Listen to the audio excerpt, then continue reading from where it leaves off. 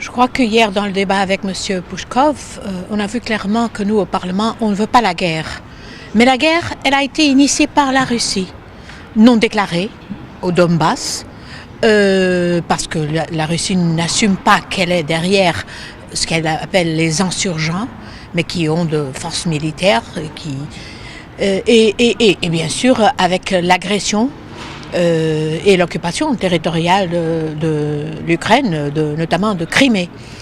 Monsieur Pushkov a essayé de nous dire que c'était un cas spécial du droit international comme le Kosovo ou la Libye, ce qui n'est pas du tout acceptable parce que c'est en violation d'un traité qui oblige la Russie, le traité de dénucléarisation de l'Ukraine et de limitation territoriale justement entre la Russie et l'Ukraine.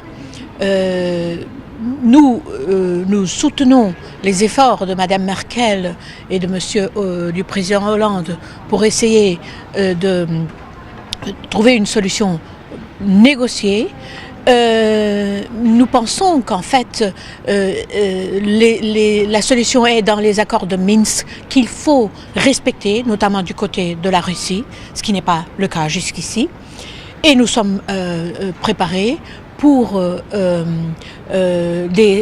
renforcer les sanctions directionnées contre ceux que dans le régime à Moscou sont responsables pour cette situation et on ne peut pas laisser. Bien sûr, M. Pushkov est venu nous dire que si on remettait des armes à l'Ukraine, ça déclencherait l'escalade de la guerre, mais on ne peut pas laisser l'Ukraine se laisser agresser sans la soutenir pour se défendre.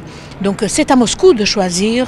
Nous, ici au Parlement européen, n'allons pas nous tromper, n'allons pas nous laisser être trompés par le jeu de Moscou, de M. Poutine. Et donc nous ne voulons pas la guerre, mais c'est à Moscou de l'arrêter.